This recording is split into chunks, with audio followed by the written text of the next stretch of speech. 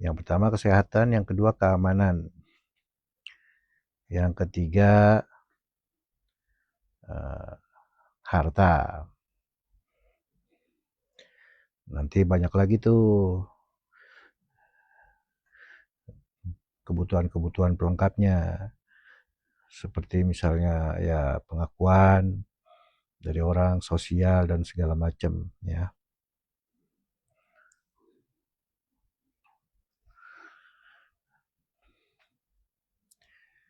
Nah, banyak ilmu-ilmu yang mencoba mengakses kekuatan alam bawah sadar. Jadi alam bawah sadar ini ternyata mempunyai kekuatan yang tadinya kita dikendalikan. Nah, kita eksplorasi alam bawah sadar itu di bawah kendali kita, di bawah keinginan kita, gitu.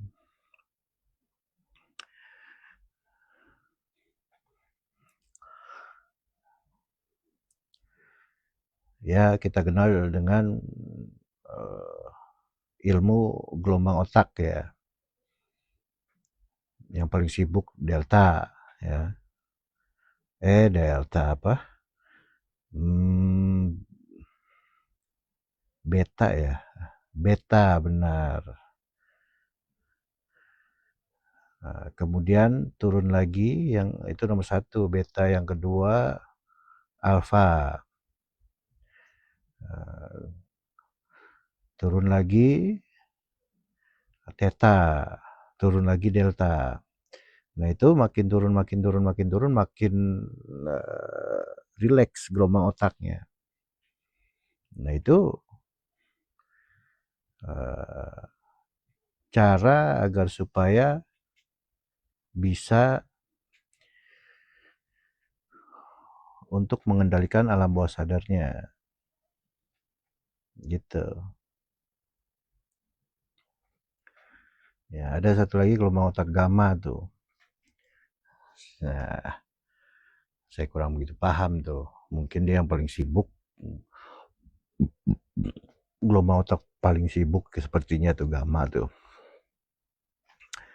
Atau gelombang otak yang sudah terkoordinasi dengan baik di antara 4 gelombang otak ya. Timbullah gamma, mungkin seperti itu ya.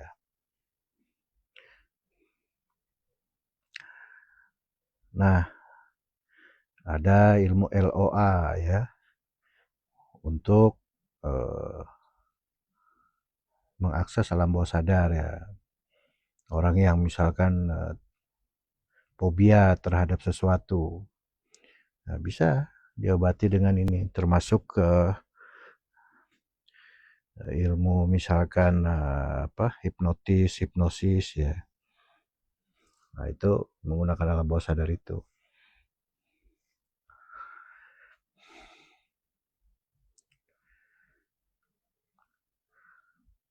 Nah, alam sadar dan alam bawah sadar ini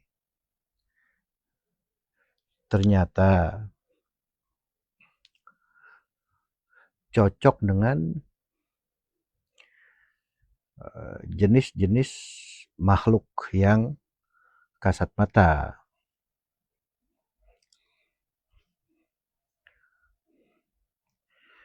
Misalkan manusia ada di alam sadar.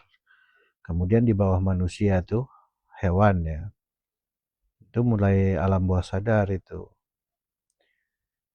Di bawahnya lagi turun lagi tanaman. Di bawahnya lagi turun lagi benda ya. Ya. Kita ya yang paling tinggi. Jadi kita bisa mengatur alam dunia ini. Misalkan ya kalau untuk hewan-hewan ya jangan sampai ada hewan yang punah misalkan, agar ekosistem itu terjaga ya, kelestarian alam ya, pada akhirnya goalnya ke situ ya. kemudian penghijauan, di bawahnya hewan tadi ya penghijauan ya. Nah, kemudian benda-benda ya. Jadi kita yang mengendalikan itu ya manusia yang 5% ini. Gitu. Tetapi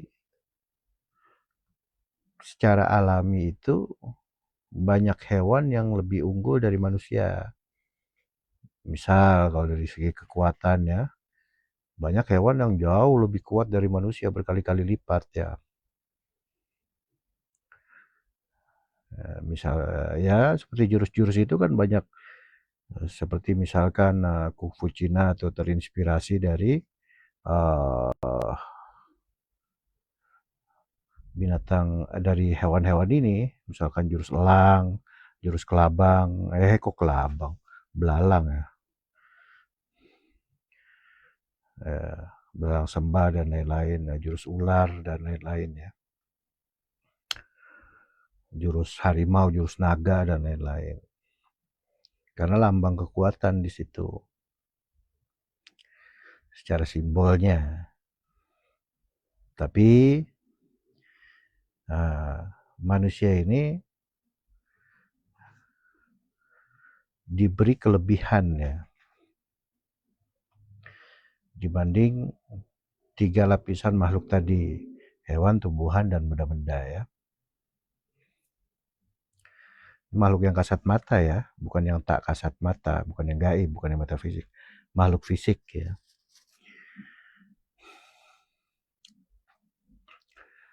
Nah, 4 lapisan makhluk ini itu menggambarkan dari alam sadar sampai alam bawah sadar. Nah, makanya bisa kita kendalikan sebagaimana secara biasa aja kita bisa mengendalikan manusia di misalkan membuat kebun binatang. Ya, jadi penghasilan ya buat manusia ya. Gitu.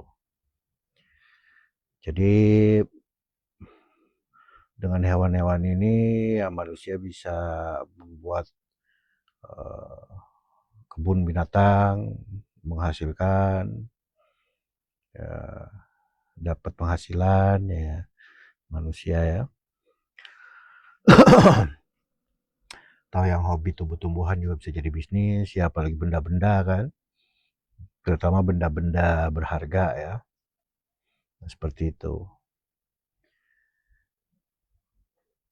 Nah, kalau kaitannya dengan alam bawah sadar ini, dia lebih kepada gelombang otak tadi. Nah, ibaratnya seperti fisika entanglement lah, keterkaitan energi ya, gampangnya begitu. Ya seperti misalkan menarik rezeki, nah itu law of attraction, LOA gitu ya. Ya, tapi itu semua masih sangat rawan tuh.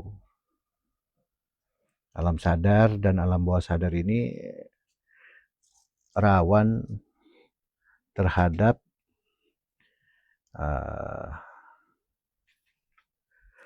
apa tuh namanya, keriduan dari Sang Maha Ada.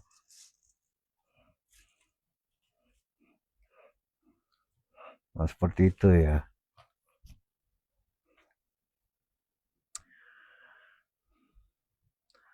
Sebab apa? Sehebat-hebatnya manusia bisa mengatur alam dunia ini, yang isinya adalah manusia itu sendiri, kemudian hewan-hewan, kemudian tumbuhan-tumbuhan, kemudian benda-benda.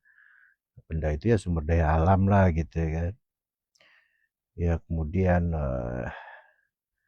tanah, air, udara ya, api gitu ya, keseimbangan alam dan lain sebagainya. Sehebat-hebatnya manusia menggunakan alam sadar, itu sulit untuk bisa melepaskan diri dari nafsu alam bawah sadarnya. Makanya kita kenal dengan